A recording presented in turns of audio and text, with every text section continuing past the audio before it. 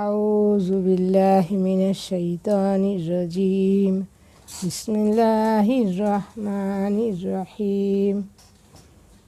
প্রিয় বন্ধুরা, আসসালামু আলাইকুম। আজকে আমাদের পড়া আল্লাহর রং ধারণ করো। আল্লাহ রাব্বুল আলামিন কোরআন পাকে আর নিজের রঙের কথা বলছেন। তাহলে আমরা তো রূপক অর্থে রং বলতে কি বুঝাইতে চাইছেন সেটা আমরা আজকে বুঝবো ইনশাল্লাহ।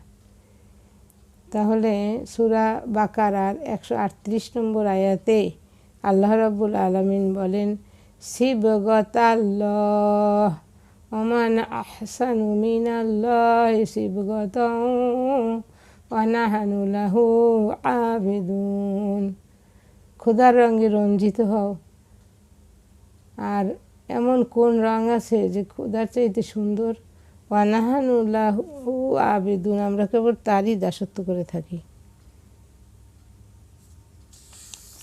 তাহলে আমরা একটু বানান করে পড়ি।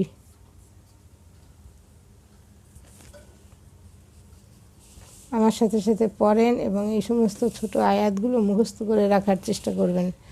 সদ বাজের শিব কলকলা, গইন জবর গ শিব গ, তালাম জবর তাল শিব গ তাল, লাম খারা জবর লা, একালির মধ্যে তবাই লামাল্লাপুর শিব গ তাল, হাজের হি শিব গ তাল্লহি, ওয়াও জবর ওয়া, মিম জবর মান, ওয়ামান ইজহার নুন সাকিন ইজহার, হামজা হা জবর আহ, সিন জবর সা, আহসা নুন পেশ নু আহসানু, মিম জের মি, নুন লাম জবর নাল মিনাল, লাম খারা জবর লা, একালির মধ্যে তবাই লামাল্লা পর, মিনাল্লাহ হাজের হি মিনাল্লাহি, এই হা আর এটা হলো হা,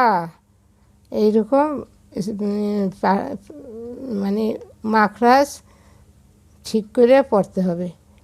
মিনাল্লাহি সদ বাজের শিব কলকলা, গইন জবর গ শিব গ, তাওয়াও দুই জবর তাও, ঈদগামে বাগুন্না শিব গ তাও, ওয়াও জবর ওয়া, নুন হা জবর নাহ, নুন পেশ নুন নাহনু, ওয়া নাহনু, লাম জবর লা, হা উল্টা পেশ হু, একালির মধ্যে তবা ইলাহু, আইন জবর আ, বাজের বি আবি, দাল ওয়াও পেশ দু, একালির মধ্যে তবা ই, নুন জবর না, আবিদুনা, ওয়াকফের হালাতে সাকিন হইলে তিনালির মধ্যে আরজি, আবিদুন।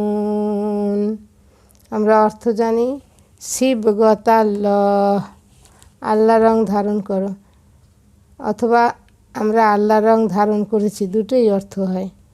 ওয়াও ওয়াও এবং এমন কে উত্তম, কার রং আল্লাহ রঙের চাইতে উত্তম,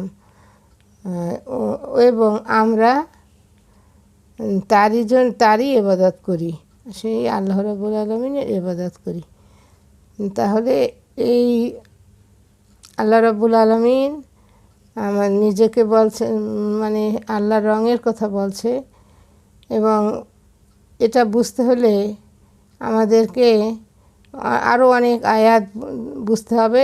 আমি এখানে দুটো আয়াতের অংশ বিশেষ লিখেছি এবং আমার বোঝার চেষ্টা করব, কেন কোরআন পাক এক আয়াত মানে কোরআনের এক অংশ আর এক অংশের ব্যাখ্যা প্রদান করে। দেখেন এই আয়াতটা দেখেন, ওয়াকালু কুনু হুদান আও নাসারা তাহতাদু কুল বাল মিল্লাতা ইব্রাহিমা হানিফা। বানান করে পড়ি। ওয়াও জবর ওয়া, কফ আলিফ জবর ক, একালিফ মাঝে তবাই, লাম অফিস লু, একালিফ মাঝে তবাই, ওয়াকালু কাফ অফিস কু, নুন অফিস নু, দুইটাই একালিফ মাদ, হাওয়া অফিস হু একালিফ মাদ, দাল আলিফ দুই দাল আলিফ বা দাল দুই জবর দান নুন সাকিন ইজহার হুদান।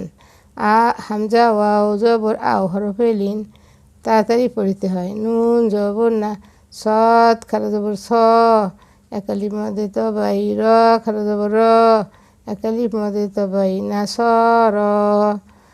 তাহা জবর তাহ তা জবর তা তাহতা দাল পেশ দু তাহতা দু। কফ লাম পেশ কুল বা লাম জবর বাল মিম লাম জের মিল লাম জবর লা মিল্লা তা জবর তা মিল্লাতা।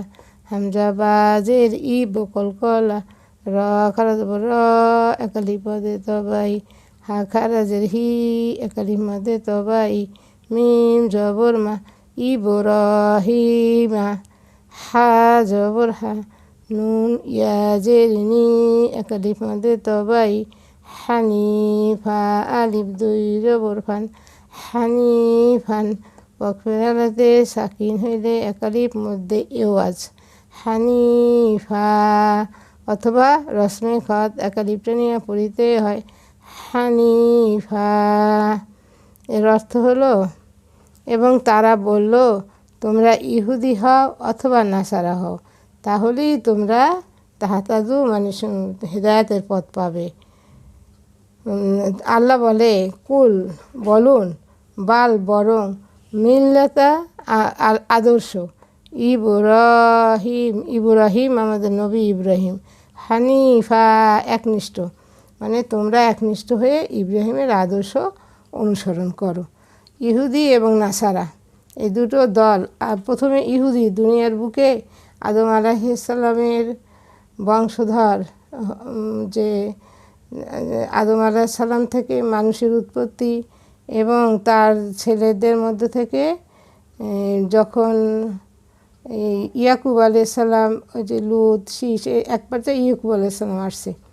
ইয়াকুব আলাইহিসসালামের 12 জন ছেলে ছিল। সেই 12 জন ছেলের থেকে সব নবী আসছে 10 জন নবী ছাড়া আর সব কিন্তু এই ইয়াকুব আলাইহিসসালামের বংশধর থেকে আসছে। তাহলে যাক সেই সবাই মুসলিম ছিল সব নবী আল্লাহর একত্ববাদ নিয়ে আসছে। ইহুদিরা ইহুদি হয়েছে আর একদল নাসারা হয়েছে। যখন ইহুদি হইল জাতি ইহুদি জাতি তখন ইহুদি জাতির মধ্যে অন্য কেউ যদি ইহুদি ধর্মে দীক্ষিত হইতো তাহলে ইহুদি ধর্মে গ্রহণ করতে হলে তাদেরকে বিশেষ উপায়ে গোসল করানো হইতো এবং তখন তারা বলতো যে সে নতুন রং ধারণ করছে। এই রঙের জবাব দিতে গিয়া আল্লাহ রাব্বুল আলামিন মুসলিম উম্মতকে বুঝাইছেন যে রং আসলে গোসল করিয়া হয় না, আল্লাহর রং সেটাই যেটা ইব্রাহিমের আদর্শ। তোমরা যদি ইব্রাহিমের আদর্শ অনুসরণ করো তাহলেই আল্লাহর রং ধারণ করা হবে। ইহুদিরা গোসল করে। এরপর নাসারারা সেই একই পদ্ধতি অবলম্বন করো। নাসারা বা খ্রিস্টান তারাও এমনকি তাদের শিশু জন্মগ্রহণ করলে শিশুদেরকেও ব্যাপটাইজড করা হয় মানে গোসল করানো হয়। তারপরে সেই ইহুদি এবং নাসারা দুইটি দল তারা বলে ইহুদি হও অথবা নাসারা হও তাহলেই তোমরা পথ পাবে।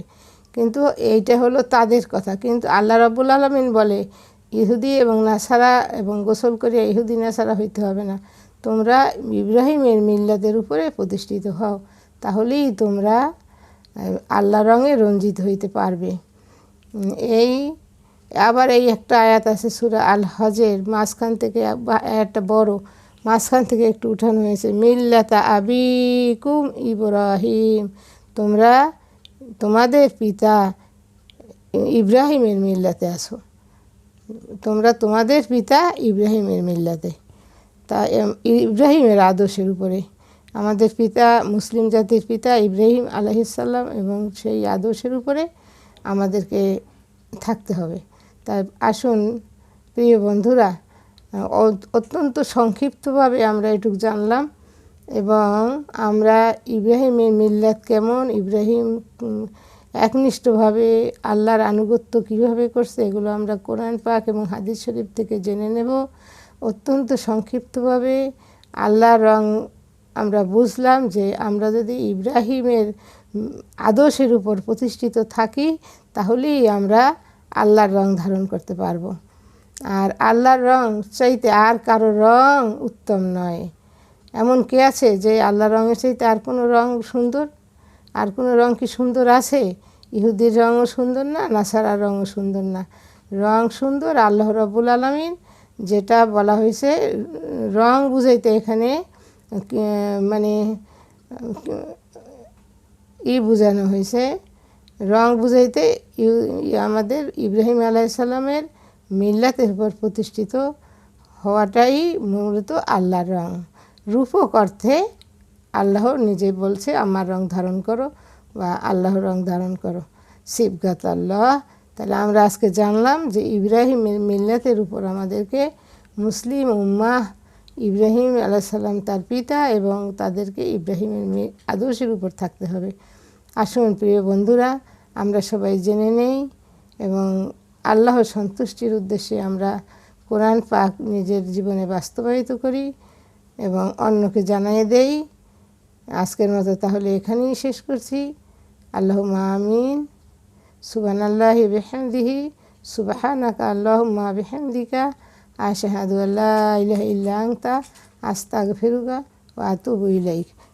অবশ্যই এই তথ্য কিন্তু আমার নিজের না, তথ্য এবং অর্থ এগুলো আমি নিয়েছি যে একটা বই, একটা তাফসীর গ্রন্থ, যেটা এই খাদিমুল হারামাইন আর শরীফাইন বাদশাহ সালমান ইবনে আব্দুল আজিজ আল সৌদের পক্ষ থেকে আল্লাহর জন্য ওয়াকফস্বরূপ প্রদত্ত কোরআনুল করিম বাংলা অনুবাদ ও সংক্ষিপ্ত তাফসীর গ্রন্থ থেকে। প্রিয় বন্ধুরা, আসসালামু আলাইকুম।